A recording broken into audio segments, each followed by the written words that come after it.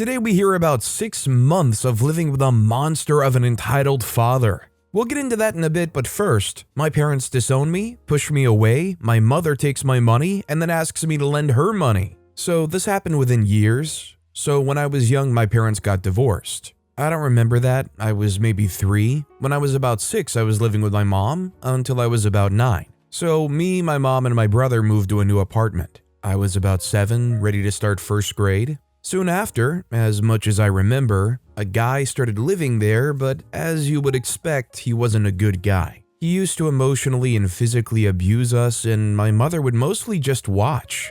The guy was around in his late 40s to early 50s. I hated living there, so I reported to my school. Don't really remember how that happened, and soon I was sent to my father. I lived there for about 5 months before on Easter my mother asked if I wanted to go to my grandma, her mother. I said that I didn't want to go, but my father said I should go, so I went. They said it's just gonna be for Easter. I agreed, so I went there. Everything was good until everyone started going home. For me, they said, "Oh, you'll stay here." And of course, me as a 9-year-old, I threw a fit because I wanted to go back, but they didn't let me. Soon after, I started going to school there. My sisters and my brother was still living with my mother at that time. I was living with my grandma unwillingly. I didn't have anywhere else to go. I lived there until I was in the 12th grade and I was kicked out. It had been about a month since my 18th birthday. Also, I really can't blame her. I don't really remember the reason why she kicked me out, but I know that it was minor. I really can't blame her. She had cancer.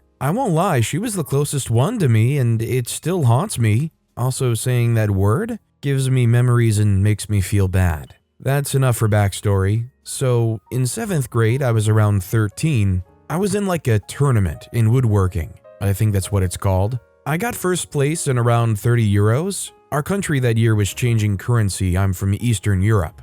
I spent around 5 euros and took the 25 euros with me when I went to my mom for summer. As soon as I got there, I trusted her with the 25 euros. I told her to give me any if I asked, and I didn't ask for the whole summer. I'd found something I liked, and I asked her for my money to buy it, and she said, "No, I already bought you stuff for school with that money." I said, "Well, I do appreciate that, but I didn't ask you to do that. Please return me my money." She said the same thing, and we got into an argument, because when my sister needed money, she gave her that money from her own pocket. I was really upset and returned to my grandma. Never again I trusted her with my money or anything, because every time she would tell her partner, by the way, who is a heavy alcoholic, physical, mental, and emotional abuser. My mother never really contacted me and never really does, except when she needs money because her partner won't even provide for his family. She got 2 kids from him, a boy and a girl. He used that money to buy alcohol and cigarettes.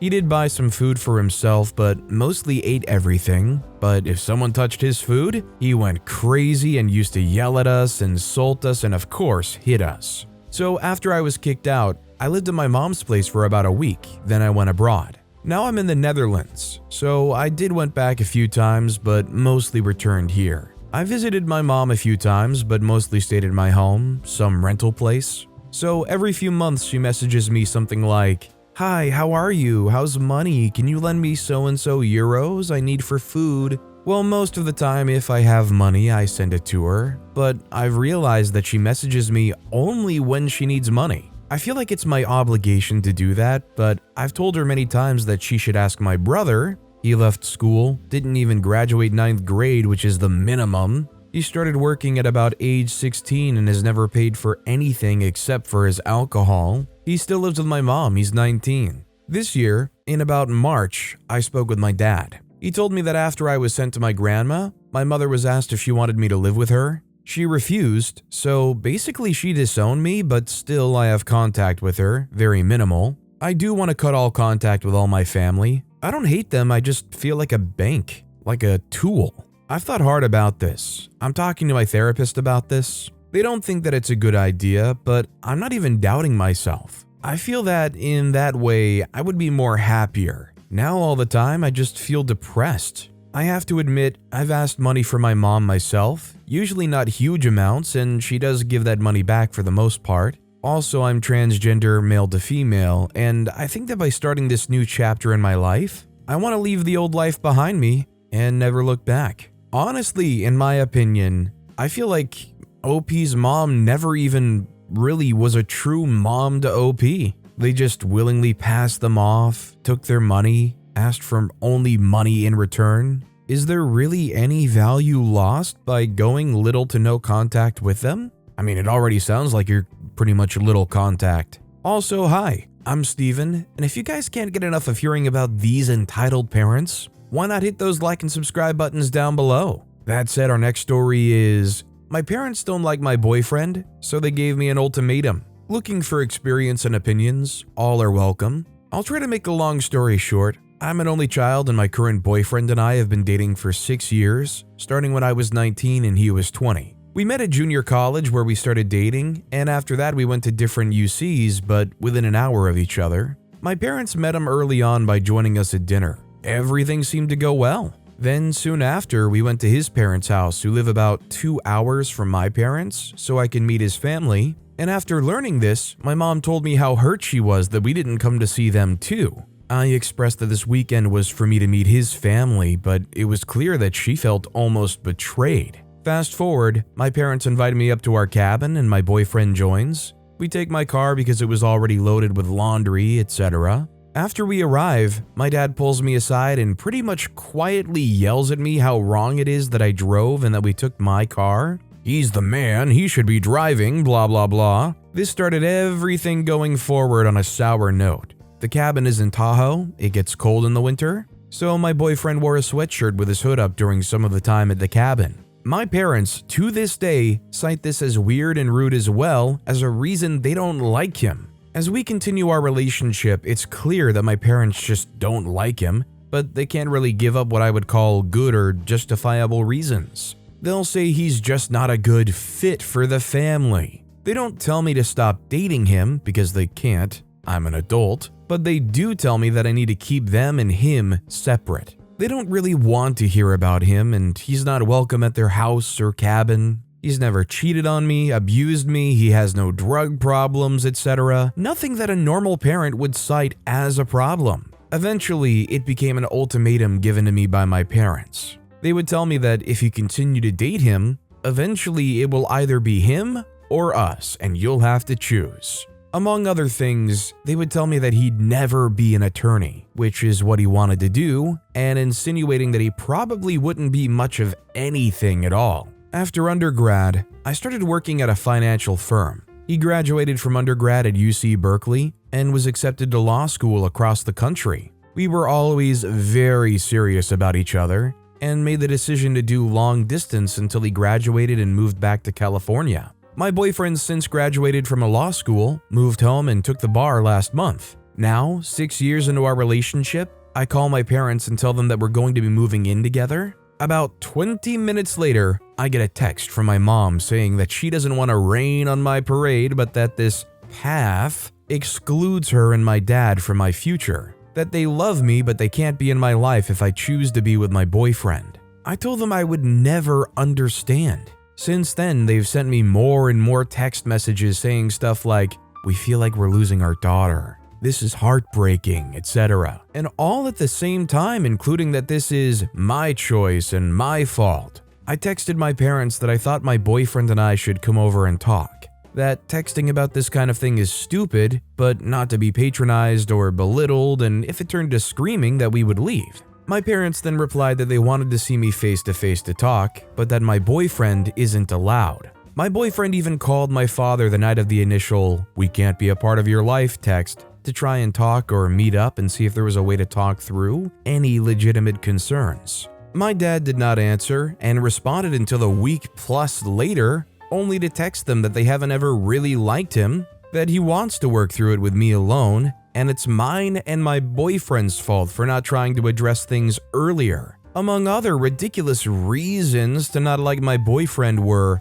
Berkeley isn't a man's college. One time at college, my professor lost my final exam, and when I found out via my final grades and was frantically calling her to figure out what happened, my parents told my boyfriend, "See, this is why we didn't want her to have a boyfriend in college." They've found ways to blame him for everything. The only thing that ever had any merit was that he wasn't working yet. Well, this was because he was going to school to be a lawyer. Apparently marrying someone who will make a lot of money is a bad thing. My boyfriend is the nicest, most calm and peaceful person ever, and he loves me more than anything. But apparently their pride is more important than being wrong and accepting him. I guess I'm just trying to figure out if this is normal, or if it's as wrong as it feels to my boyfriend and I. 1,000,000%, it's completely as wrong as it feels. At some point after 6 years of dealing with this, I would start giving them an ultimatum and say, either you can swallow your pride and accept that you were wrong about this, get over it, you don't even have to apologize, just move past it and begin to accept him,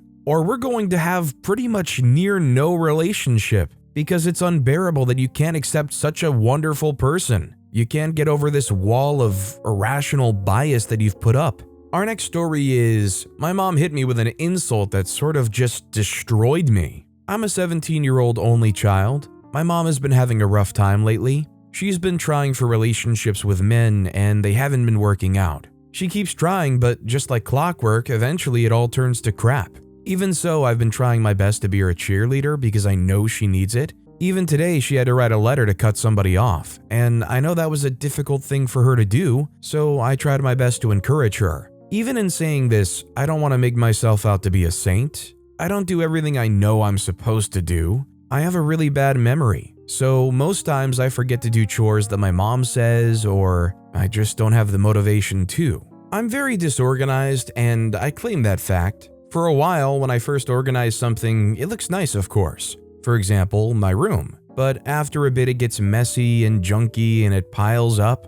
Then one day, I get a burst of energy to clean it, and this cycle continues over and over. With dishes, for some time I'd clean them without being asked, but that didn't last long since I lost motivation. And as for the trash, I usually forget to take it out when it's trash day. I don't want to make my mom out as a saint either though. A lot of the stuff I know I deserve because I know I don't try hard enough, but there are times where she just makes me angry and sad. She thinks she owns me just because she birthed me and that she has the right to do whatever she wants, and I have proof of it. It doesn't get me that she does and attempts to do physical harm. It's when she insults me or yells at me. For example, I didn't collect the trash and put it on the curb in the morning because I got distracted and decided to take a shower. It got dark and I hadn't done the trash, so I decided to just do it in the morning. I ended up oversleeping and I got woken up to my mom screaming. She was mad because the trash was already pretty full and now we had to wait another week. Maybe I'm just being sensitive, but I didn't think it was that serious.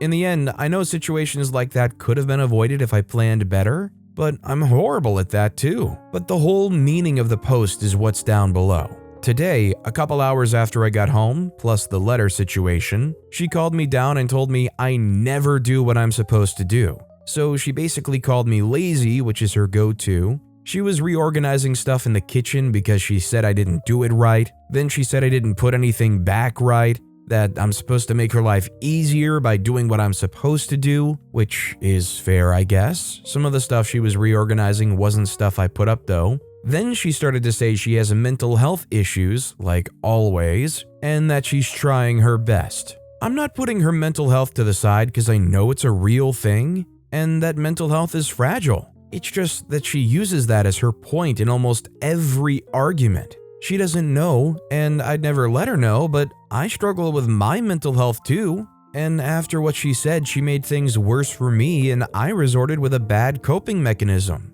The insult she used that made me shut down was, "You kinda just exist." I know the insult might seem lame, but the statement really stabbed me in the heart. It's something I use as an insult to myself, but to hear my mom say it hurt. I used a bad coping mechanism in the end. I thought I was doing well. I'm not gonna lie, a lot of what OP described, I kind of sympathize with. From times as a kid, I've been yelled at, I've been called lazy and worthless. I've been called a slob before by people who probably should not be saying that to me. I've always had the hardest time properly planning and executing things. To be honest, I've never gotten any actual professional help, but I definitely feel like there would be some stuff uncovered if I did. With OP's parents saying that they have mental health issues and they're working on it, I would hope maybe that creates an avenue for OP to explore and see about maybe looking for some assistance for themselves as well. This next story is, so I may know why my stepmom hates me. Hello everyone, I hope you're all doing well.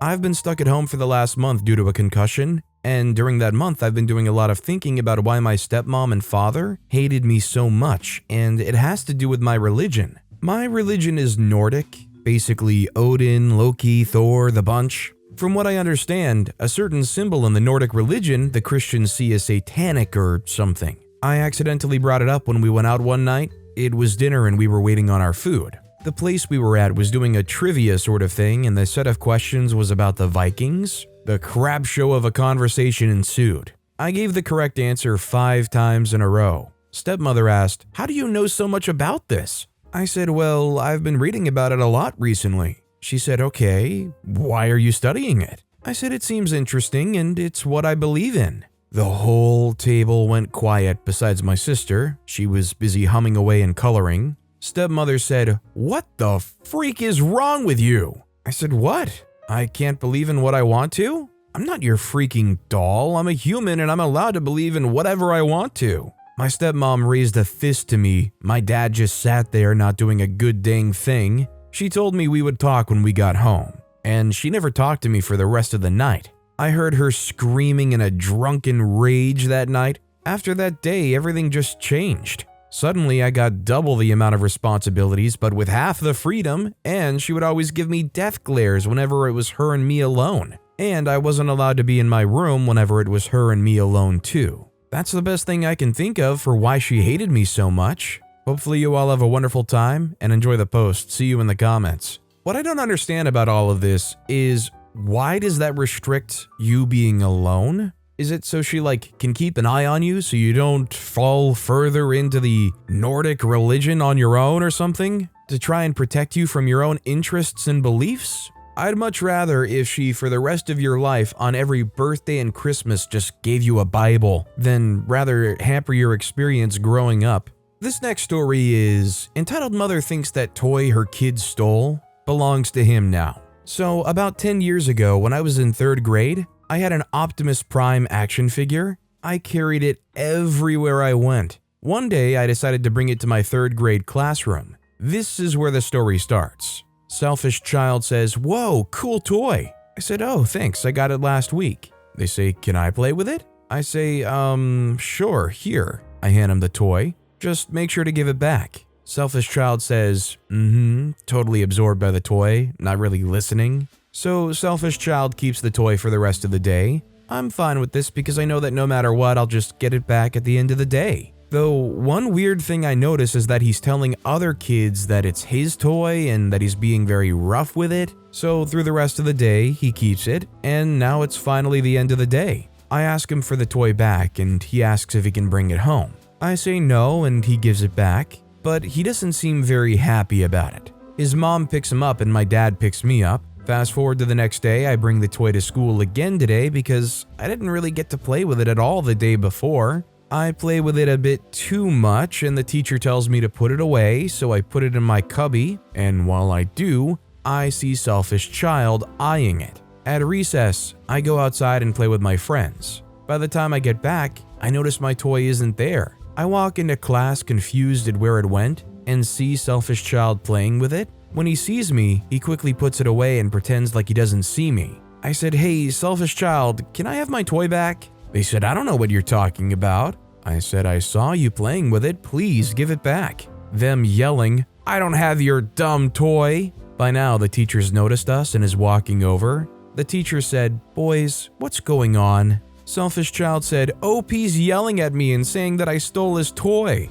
This teacher absolutely hated me because I spaced out a lot during class due to my ADHD. The teacher said, "Well, did you?" The selfish child said, "No, I didn't steal it." The teacher said, "Well, then it's settled. OP, you have detention tomorrow at lunch for accusing selfish child of stealing from you." By now, I'm just sitting there crying because this kid stole my toy and is getting away with it, as well as having me be punished for it. I wait until the end of the day for my dad to pick me up. On the car ride home, I tell him everything that happened, and he tells me that I should ask selfish child back for the toy tomorrow. For the next 4 days, I ask him back for it. The first 2 days, he just denied having it, and the last 2, he just says he doesn't have to give it back because it's his now. You see, it turns out I was actually transferring schools because of how fair to me the one I currently went to was.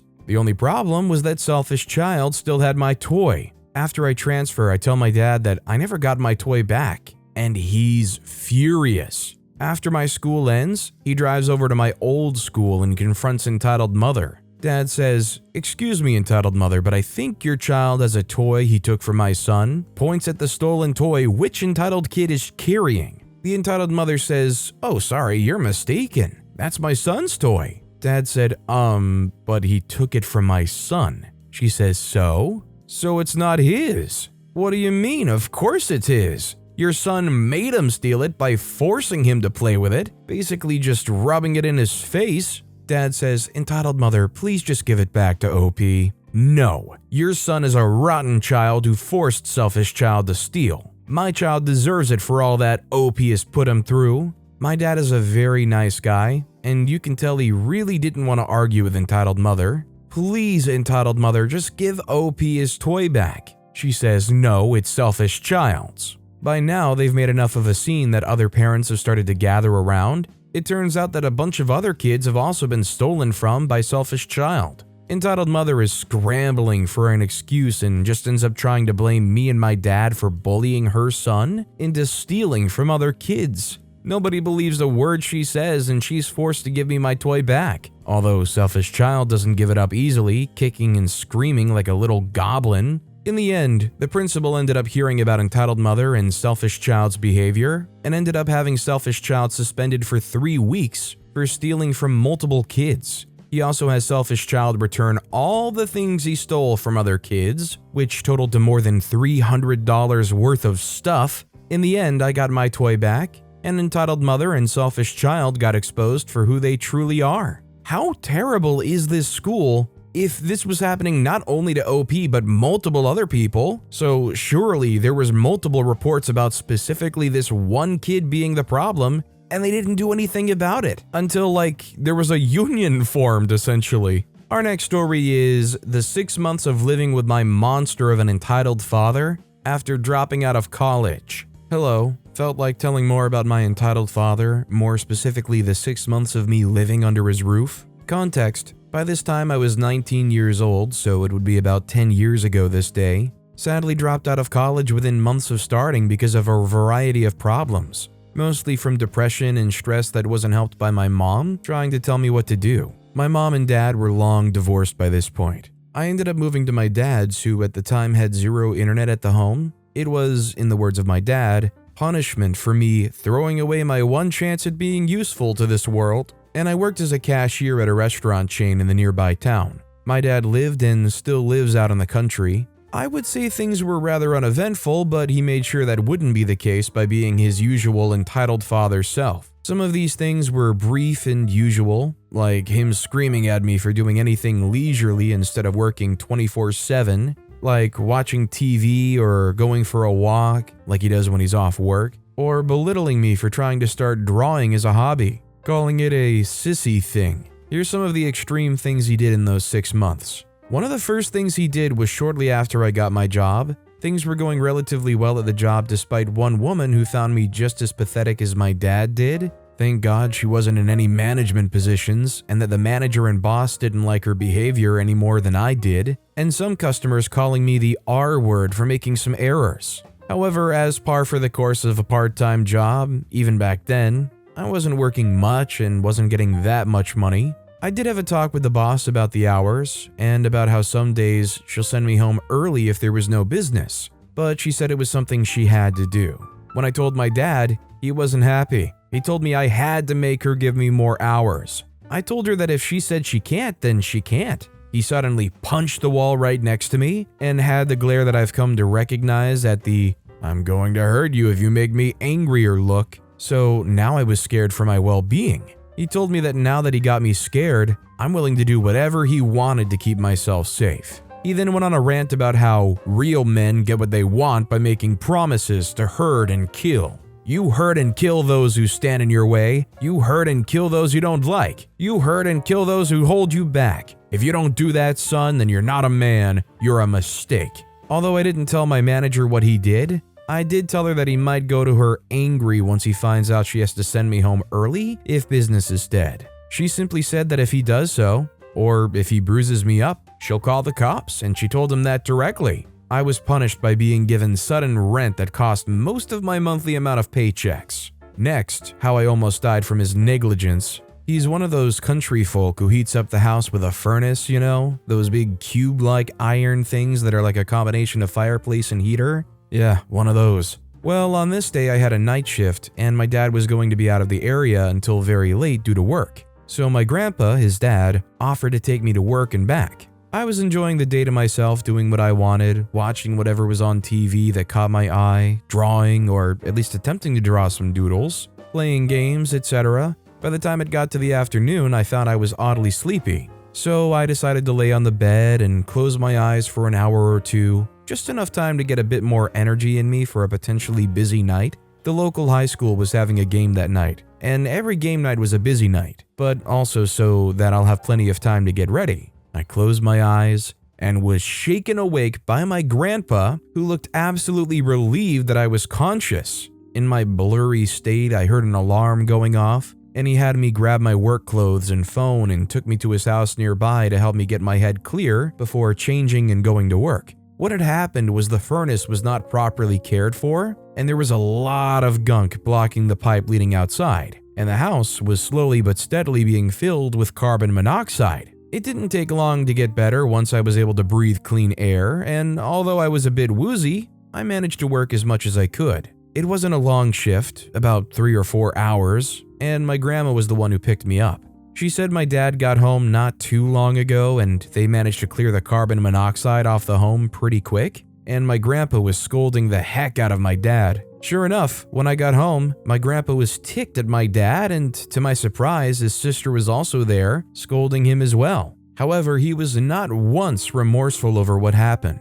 He was annoyed they were getting on his case. Even when they tried to hammer in the fact that there was a chance I could have died, he simply scoffed. Well, he didn't, so stop making this a big deal. I did move out of his place very quickly, thankfully. A few months after the carbon monoxide incident, my job unfortunately burned to the ground from an electrical fire, and I had the choice to either carpool to the next nearest location of 40 minutes away or find a different job. I chose the latter, and my grandma, Mom's mom, offered to move me to her town as there were far more job opportunities there than where I was living at. Of course, my dad was not happy about that. He went to my account, to which I now know he did the usual entitled parent thing of having the account be a joint account so he could get in without my permission, and took a huge chunk of money. His excuse was the rest of this year's rent. My grandma tried to find a legal way to get the money back, but since it was a joint account, we were told he technically didn't break any law,